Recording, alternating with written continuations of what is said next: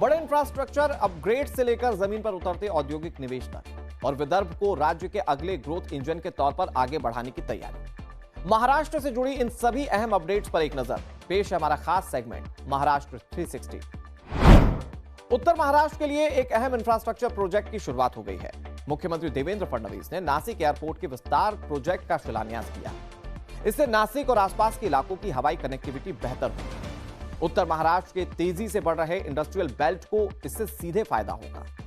Cargo और logistic सुविधाएं मजबूत होने से अब ये एयरपोर्ट व्यापार, मैन्युफैक्चरिंग और निर्यात के लिए एक अहम गेटवे बन चुका है। 3 पटीने या ठिकाणी एअरपोर्टची क्षमता आपण वाढवतो। 300 प्रवासी प्रति तासाच्या ऐवजी 1000 प्रवासी प्रति तास हे आपण त्या ठिकाणी आता हाताळू शकू आणि जवळपास 6 ऐवजी आता 12 विमानांचं पार्किंग या ठिकाणी येईल। 24 चेक इन काउंटर असतील, गेट लाउंज असेल, फूड कोर्ट असेल आणि दोन्ही टर्मिनलला त्या ठिकाणी जोडण्याचं काम हे आपण करणार आहोत। नासिक एयरपोर्ट का विस्तार अंबड, सातपुर, सिन्नर और मालेगांव जैसे औद्योगिक इलाकों को मजबूती देगा। धुले और जलगांव जैसे बड़े MIDC क्षेत्रों को इससे मजबूती मिलेगी। प्रोजेक्ट के तहत एयरपोर्ट की क्षमता बढ़ेगी, कार्गो हैंडलिंग बेहतर होगी और लॉजिस्टिक इंफ्रास्ट्रक्चर मजबूत किया जाएगा। इससे उत्तर महाराष्ट्र के उद्योगों को ग्लोबल बाजारों तक तेज और सीधी पहुंच मिल सकेगी। महाराष्ट्र के लिए डावोस 2025 में हुए निवेश समझौते अब जमीन पर दिखने लगे हैं। मुख्यमंत्री देवेंद्र फडणवीस ने अहिल्यानगर में टॉरल इंडिया के सुपा मैन्युफैक्चरिंग प्लांट का उद्घाटन किया। यह प्लांट डावोस में हुए निवेश समझौते के 1 साल के भीतर तैयार हो चुका है। डावोस से जुड़े निवेशों पर बात करते हुए मुख्यमंत्री ने कहा कि अहिल्यानगर में 12,000 करोड़ रुपए का निवेश आया है। इससे करीब 18,000 रोजगार के अवसर पैदा होंगे। टॉरल इंडिया का सुपा प्लांट अहिल्यानगर में शुरू हुआ है और यह डावोस 2025 MOUs का हिस्सा है। समझौते के 1 साल के भीतर प्रोजेक्ट पूरा कर लिया गया। सरकार ने कहा कि निवेश घोषणाओं को तेजी से चालू औद्योगिक प्रोजेक्ट में बदलने पर खास फोकस है। मुख्यमंत्री देवेंद्र फडणवीस ने विदर्भ के विकास को लेकर बड़ा रोड मैप सामने रखा। नागपुर यूनिवर्सिटी में आयोजित एडवांटेज विदर्भ खासदार औद्योगिक महोत्सव के इंटरनेशनल बिजनेस कॉन्क्लेव में मुख्यमंत्री ने विदर्भ को महाराष्ट्र का अगला औद्योगिक ग्रोथ इंजन बताया।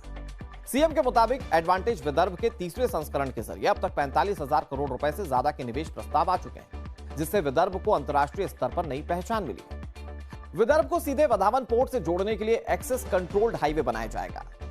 इस कॉरिडोर से लॉजिस्टिक मजबूत होगी, उद्योगों को रफ्तार मिलेगी और एक्सपोर्टर्स को सीधा फायदा होगा। मुख्यमंत्री ने नागपुर को भारत का रियल सेंटर बताते हुए उसकी रणनीतिक और आर्थिक अहमियत पर भी जोर दिया है।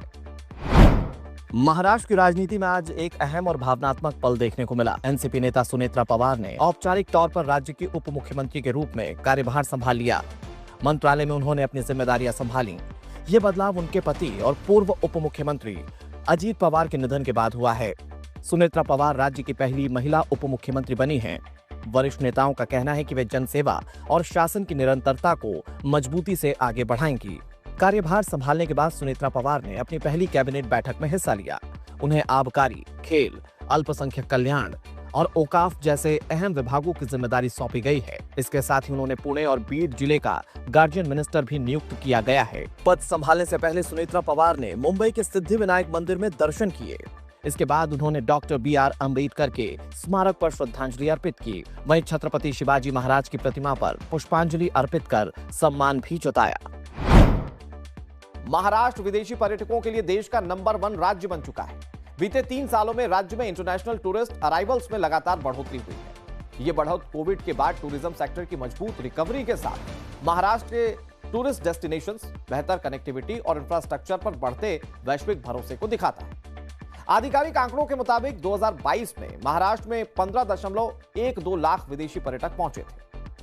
2023 में यह संख्या बढ़कर 33.88 लाख हो गई और 2024 में 37 लाख तक पहुंच गई। यानी कि 3 साल में विदेशी पर्यटकों की संख्या 2 गुने से ज्यादा बढ़ी। 2024 में भारत में आए कुल विदेशी पर्यटकों में महाराष्ट्र की हिस्सेदारी 17.69% रही, जो देश में सबसे ज्यादा है। तो ये थे इस हफ्ते के सभी खास और बड़े अपडेट्स महाराष्ट्र 360 में। अगले हफ्ते फिर होगी मुलाकात, तब तक अपना ख्याल रखिए।